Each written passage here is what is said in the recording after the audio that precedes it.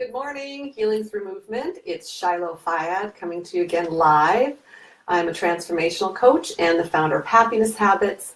And today we're here again talking about overcoming depression and anxiety, part 3. So I'm so happy to have you here with us, joining us today. Welcome. Just move over a little bit here to try to cover up that light behind my head. I think it's a little distracting. Like usual, if you're excited about this and you feel like you're learning something that you would like to share with others, please share this live from your own Facebook page. Give us some likes or some hearts as I go through our topic today. And again, I'm so happy that you joined us on the Healing Through Movement page. And my name is Shyloe Fayad. I'm a transformational life coach, and I'm here today to talk to you about depression and anxiety. So this is part 3 in 3-part series. And I'm really excited because I've had some great feedback about the other lives we've been doing. So just to give you a little bit of a history around why it is I'm doing these lives, because I've talked a little bit about that already on the first 2 lives, but I wanted to share a little bit more information today with you.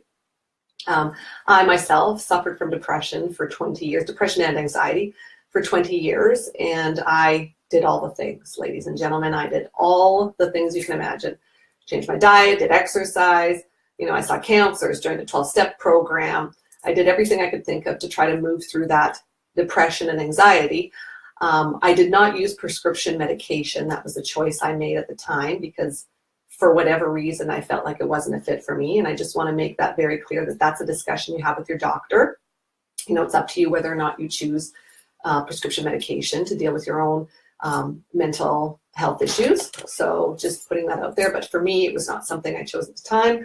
I really believed there was a way that I could get through my depression and come out the other side in some other way than using medication. And I had also seen, like I spoke about in the other lives, I had also seen individuals in my own family live an entire life on antidepressants. And it still seemed to me that their quality of life, their real expression of themselves and of feeling and of enjoyment was not at the place where I would want it to be for my own life. So that's why I made that choice. So we have about 15 minutes today to talk a little bit about the tool that I'm going to share with you in a few minutes here. And there's so much more I could share. So at the end of this talk, I will give you a little bit of information how you can get some of that more. I'm super excited to do this. This is one of my biggest passions, mostly because I know what it's like to live in a state where you're not happy every single day. It's one thing to have experiences of sadness in your life, to go through periods of grief or to go through rough times, but it's another thing entirely when that is your norm. So for me, it was my norm for 20 years to feel sad every single day.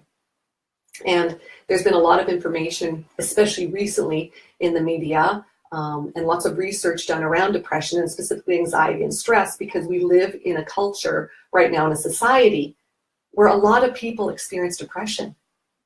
A lot of people. And we at this time in our society, especially in North America, are supposed to be living in our glory years, really. We have so much wealth and so many things that we can do now that we never could before. We can be in contact with family members through iPhones, through FaceTime, through Skype. We can go on vacations. We have air travel that's cheaper and easier to access. We can build homes. We can buy properties. We can drive all sorts of different cars. We can, have jobs that make us an extraordinary amount of money where we can eat out and just really take advantage of all of life, all that life offers. Yet at the same time, there are so many of us suffering from depression, anxiety, sick from stress, a lot of autoimmune disorders, a lot of physical pain, chronic illness. And so we have to wonder to ourselves, what exactly is going on? How is it that, to all outward appearances, we have everything we want, but inside something still isn't adding up? And so that was my story. Highly successful individual, great marriage, my kids are healthy, living in a great city, in a nice house. I have all the things, but yet I was still depressed. And this depression started for me around 11 and lasted until I was about 30. So I'm happy to talk to you today because I'm going to build a little bit on what we talked about in the first two sessions, or the first two talks. The first talk I highly recommended, one of the tools I recommended was this idea of noticing.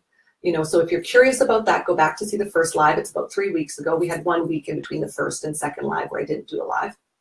And so this idea of noticing, I don't teach mindfulness. I don't teach my clients mindfulness. I don't recommend mindfulness. I don't practice mindfulness.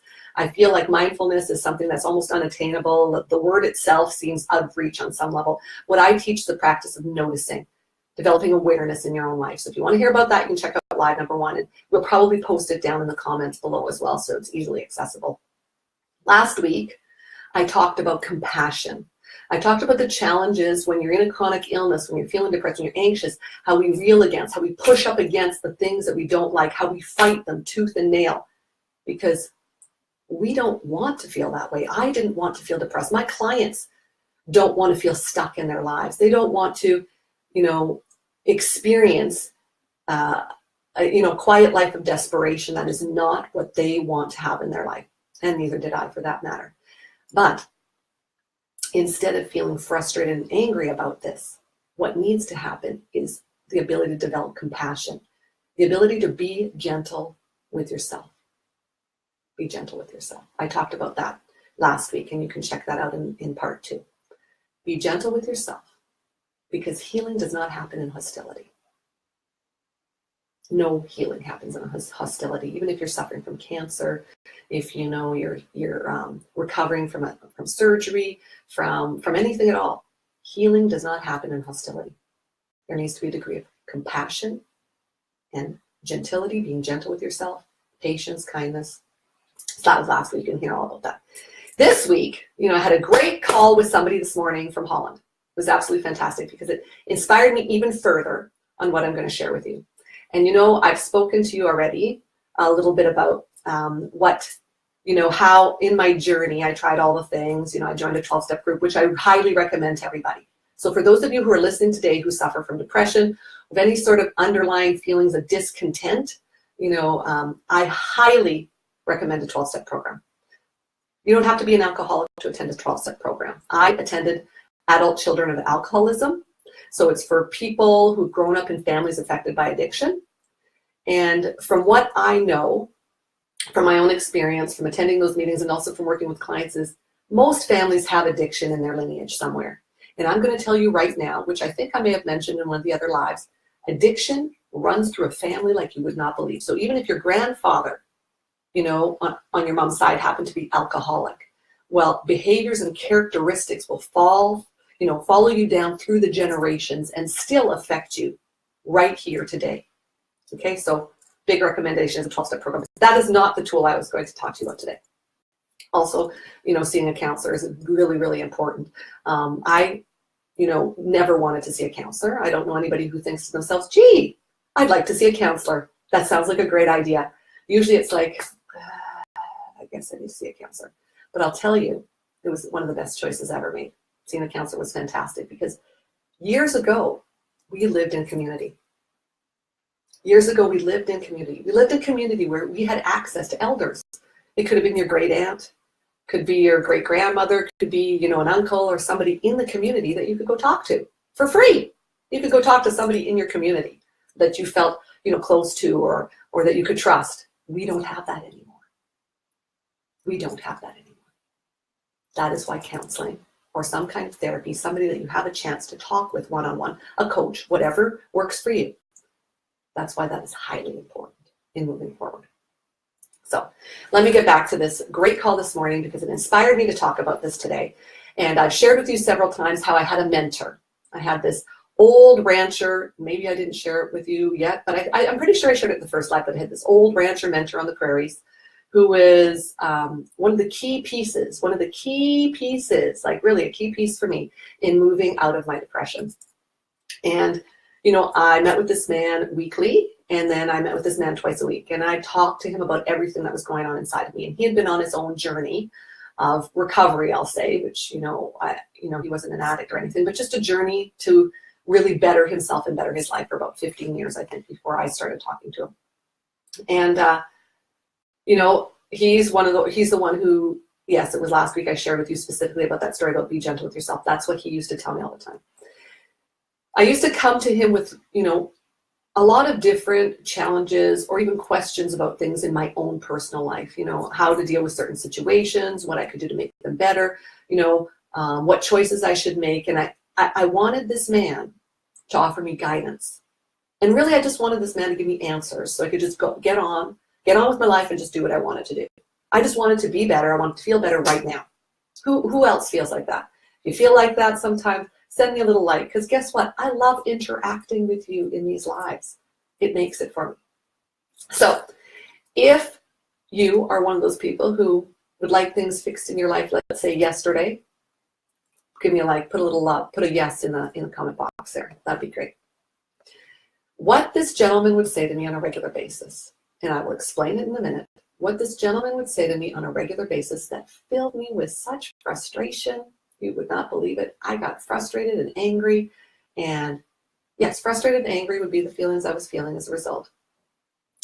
He would say to me, when I'd ask him a question about what to do next, he would say to me, what did your higher power say? What? What kind of advice is that? What did your higher power say? Really? That's what he asked me? What did your higher power say? At the time, I was like, seriously? This is not helpful at all. Can't you just tell me what I'm supposed to do? He's like, no. He's like, you need to figure that out for yourself. I'm like, how am I going to know?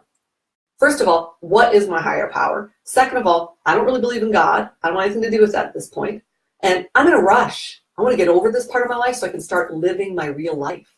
Anybody, felt like that before? I want to get over this part. I want to get through this time so I can start living my real life. So I can be happy and do the things I want to do. What would your higher power say? What did your higher power say? Did you pray about it? Did I pray about it? Who prays nowadays? I mean, I'm sure there's some of you on here that do pray all the time. But at that time, that's what I was thinking. So because I was so desperate in that moment to really get out of the rut I was stuck in, to get out of this feeling depressed every single day, I was willing to do whatever this man told me to do. So basically, what it came down to was this. There is a part of every human being on this planet that can offer you some sort of truth, some sort of guidance, some sort of connection to a deeper part of yourself. And if you can access that part, if you take the time to really develop a connection with that part of you, you will receive the exact guidance you need. Now, how is this related to depression and anxiety? That's a very good question. I'm sure some of you are thinking that. I'm thinking that. How is it related? The biggest challenge for me in my depression and anxiety was this feeling, a few different feelings. One of being really alone inside of those feelings. Okay, I was ashamed of how I felt, and I've talked about this before. I was ashamed of feeling depressed, and I also felt extremely alone inside of those feelings. Okay, I did not know what the right choice was to make in most situations around my anxiety and depression, because I was really not in touch with what I really needed, with what I really wanted in this life. Okay, I thought I knew. Remember I talked, on the first, I think it was the first live, how I lived mostly up here. Very smart, super intelligent, highly developed intellect. I could do pretty much anything I wanted. But down here, things didn't add up. What would your higher power do is symbolic of becoming, of getting in touch with this part of yourself. Okay? So this gentleman would tell me oftentimes, I'd be like, well, how do I know? How will I know? He's like, you'll feel it in your gut. I'll feel it in my gut. You'll feel it in your gut. Okay. What this tool, what this technique for you is to develop an ability to be quiet enough to hear what is the next right step for yourself. To be quiet enough to hear what is really going on inside.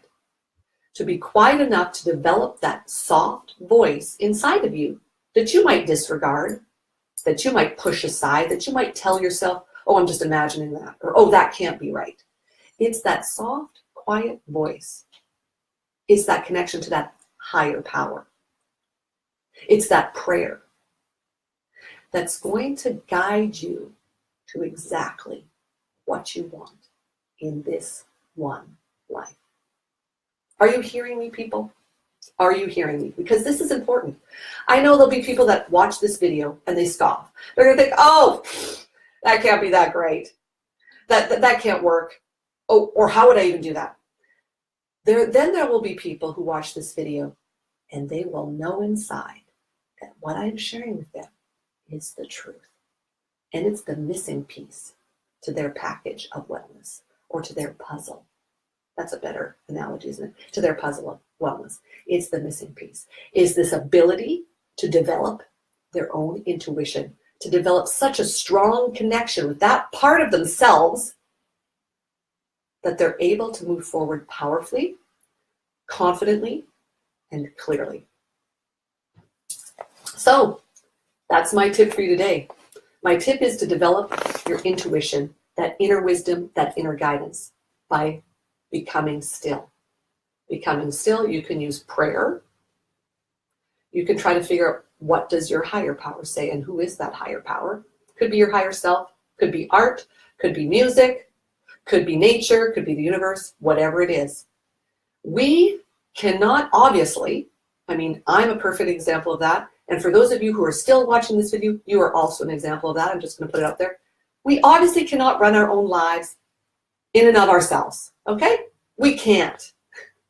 It's been proven time and time again. If you live up here, if you just stay in your intellect and you reason through your entire life, things are definitely not as joyous and not as fulfilling as they could be. And that is why developing this ability to move into your body, to really feel when something is right for you and not to deny it. If it feels wrong, it's probably wrong. If it feels right, it is most likely right. So, my challenge for you is to develop your ability to hear what it is your body is telling you to do today. What could it be? What do you feel like? What do you feel like doing? I don't know. I can't tell you, just like this mentor couldn't tell me. What did your higher power say? That could be an entire analogy and symbol for you to figure out what it is you truly need. Because depression and anxiety are a result of a massive internal disconnection. A massive internal disconnection. This mentor used to say to me, and I'm going to leave you on this note probably, that depression was the soul's sad longing for itself.